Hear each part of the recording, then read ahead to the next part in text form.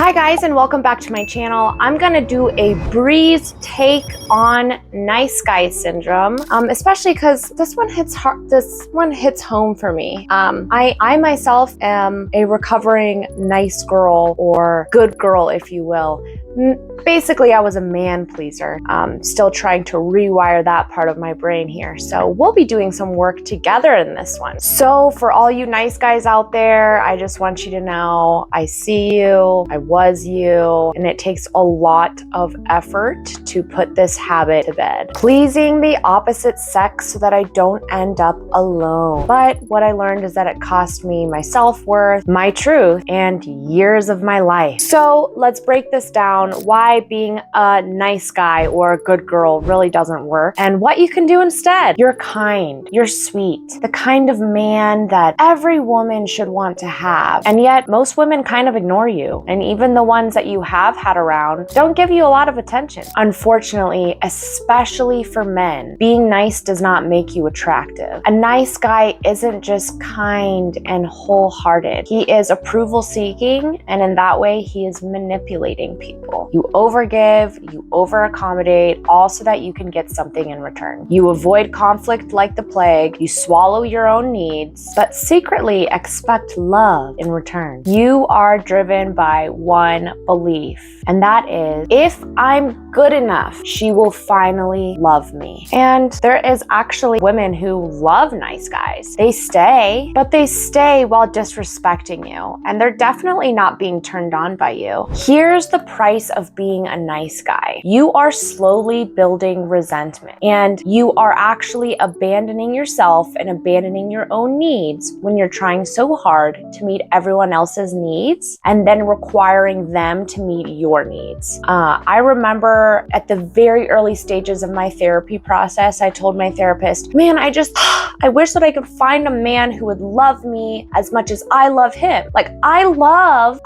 the man that I'm with so much it hurts. Like, why can't I find a man who can give me that? And my therapist, because she's amazing, she said the question you should be asking yourself is why you don't love yourself with that fiercity. You see, when you're a good girl or a nice guy, the only people who you tend to attract and keep around are people who like to take advantage of your kindness, people who will not return anything, people who treat you the way you treat yourself. So here's the truth. Healthy women repel nice guys. And here's why. Not because you're too sweet or because you're too kind. No, she likes those things. It's because you're unclear, untrustworthy, and unexpressed. You can't build a connection with someone who doesn't ever express their true authenticity and their needs. You feel uncertain, inauthentic, and weak. You're not choosing her. You're just settling with the fact that she chose you. And that's icky. Especially modern women, when you fake a smile and have dead eyes from the inside, she can sense that.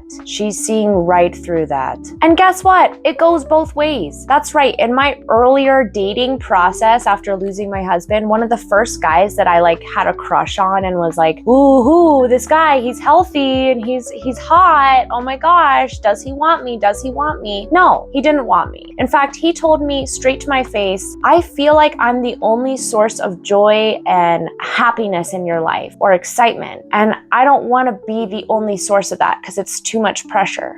Bingo, baby. That's exactly right. And it goes both ways for genders. So when a healthy woman is interacting with a nice guy whose otherwise life is kind of miserable besides hers, she's like, oh my gosh, I'm taking on a project. Psychology and biology agree here. Women are attracted to men with confidence, boundaries, and self-respect. And let me define high value real quick, because I truly do believe that every soul on the planet is inherently high value. But in the dating world, the dating ecosystem describes high value men or women as people who have done the work. They know their patterns, they take accountability for their shit, they communicate, love loyally, and these are the people you want to build a life with. Remember when I said high value women are attracted to men who have confidence, boundaries, and self-respect? High value men are also attracted to women who have those qualities.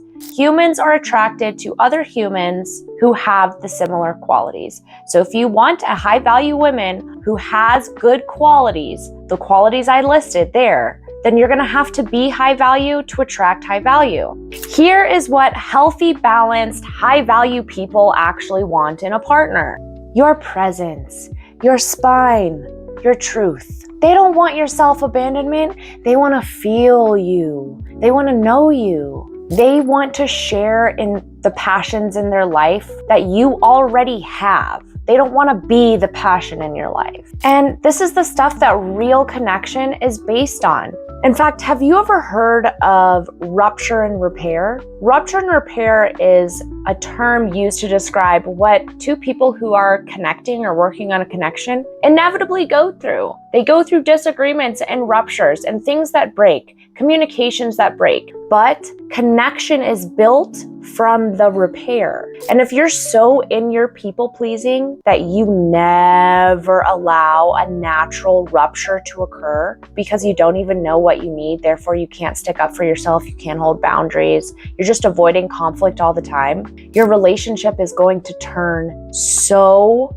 boring and so lacking in the fundamental ingredients needed to build a lifelong connection, because you guys are not having to repair anything or having to realign or communicate through anything. You're just like two bots walking through life. Nice guys finish last, and it's not because they're kind.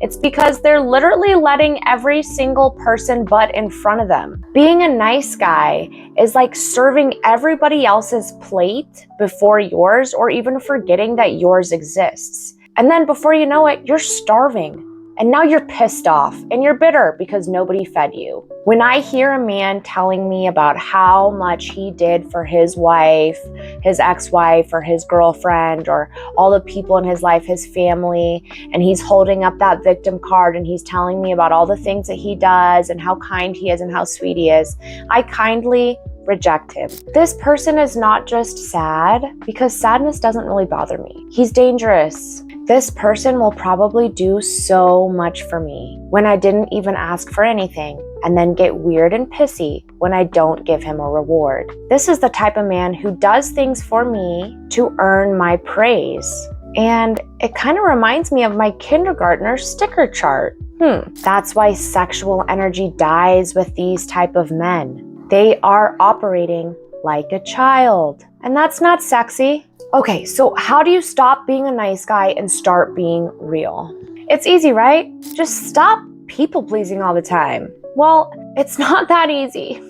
These patterns have been learned when you were very little and repeated and ingrained over and over and over again for however many years they have been there. They're not going to go away overnight, and they're not going to go away after watching this video. But I do have some tips that will get you started on the journey. I do tend to attract more nice guy clients in my coaching, and it's because honestly, I think that the nice guy or people pleaser dude has so much potential to be the dream man. Way more potential than the machismo, egotistical douchebag. Like way more. You already have empathy and emotional intelligence, and you're not an asshole. Become aware of your self-sacrificial behavior and the rest will fall into place. Here's where to start. Regulate your fucking nervous system, okay? If you are regulated, meaning not stressed or anxious, then you will stop chasing dysregulation. In fact, your body will just simply not allow you to be in the presence of someone who's dysregulating you. So if you start to live truly in a regulated state, it will be really, really hard for you to people please back into dysregulation. Another tip, get good at being alone. I said it at the beginning of the video, a lot of these behaviors are because we are so freaking afraid of being alone. It's really not that bad. In fact, it's paradise and a half. If you are good and comfortable at being alone, you won't settle for the breadcrumbs. Another tip is to untangle your love patterns. I have a dating course on my website, and I go deep into dating patterns so that you can identify which pattern you are most likely living out every day. You should probably start with what you learned about love from your mother, and then go through all of the relationships you've had in the past and the themes of the feelings that you have experienced with women. If this hit for you, like, comment, subscribe even.